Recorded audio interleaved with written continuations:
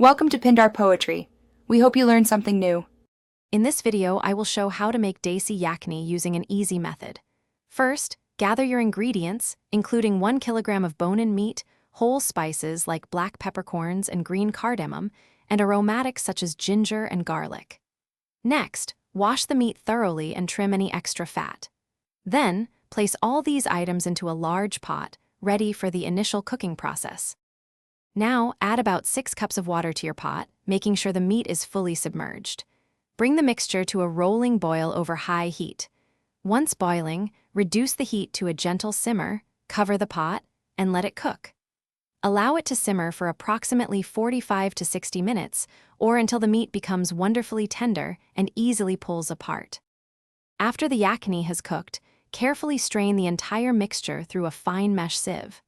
This separates the rich, clear broth from all the solids. Discard the whole spices and any fibrous aromatics, as their flavor has already infused into the liquid. Make sure to reserve both the tender, cooked meat and the beautifully clear, aromatic broth for your next culinary step. With your delicious yakhni broth and tender meat ready, you can now use them in many ways. The rich broth makes an excellent base for a fragrant pulao or a hearty curry. The shredded meat is perfect for adding to soups, sandwiches, or even more complex dishes.